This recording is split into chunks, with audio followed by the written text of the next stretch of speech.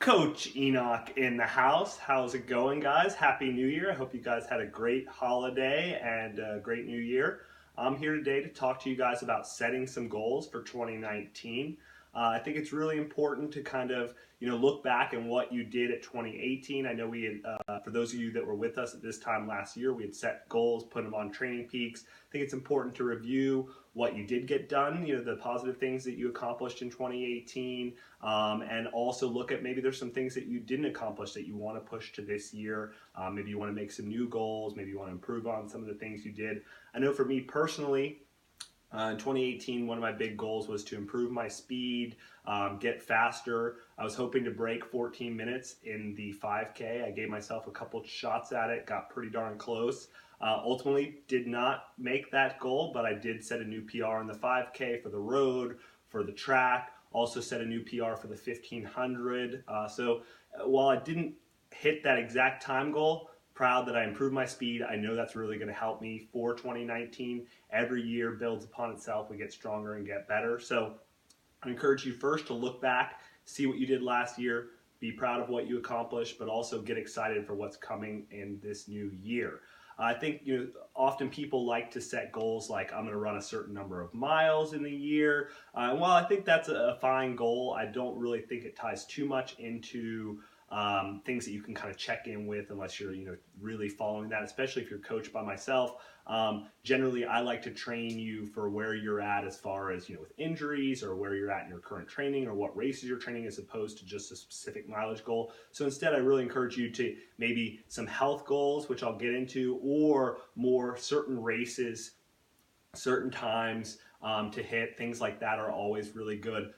But what I encourage you to do is don't pick a goal just because it'll challenge you or just because it's something new. Pick goals that are going to help you do things that you're excited about doing. So for example, maybe you've never run a marathon before and you're like, oh, I'd really like to run a marathon. I think that'd be a good challenge. But you hate doing long runs. You hate, you don't want to add more mileage. Or, if you do, you're thinking about it, you're like, oh, I want to run a marathon. I'm excited about doing some longer runs, doing more running. But you pick a marathon in September and you don't like running in the heat, then that's not really a good matchup. So make sure you think about the process, what it's going to take to get there, that you're excited about that. And if that all lines up, then I encourage you to go after those goals. So pick things that that are going to excite you as well as challenge you. It's a good thing that goals are measurable, they're specific, not super vague. So come up with some specific things. Then what I encourage you to do is, if you're coached on Training Peaks, put them on there. If not, you can always write these things down.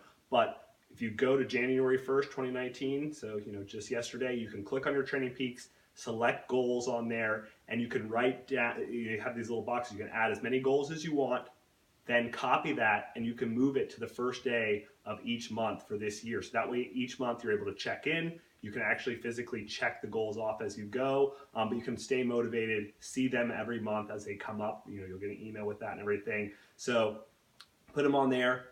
You can also put them in your home, put them on a mirror or something like that, but it's really important to check in with your goals. So for me personally, this year is all about the marathon. My goal is to hopefully go after a top 15 finish at the Boston Marathon, which will be running in April. So that's a big goal for me. And then also building towards the Olympic trials.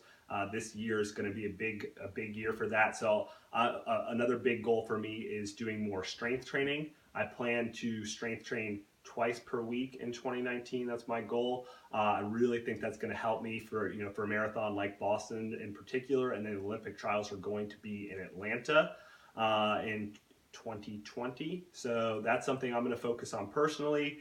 For you, think about some things that take a good amount of time. If it's a week from now that you put your goals in place, that's fine. Don't feel like you have to get them all on paper today, but start thinking about it.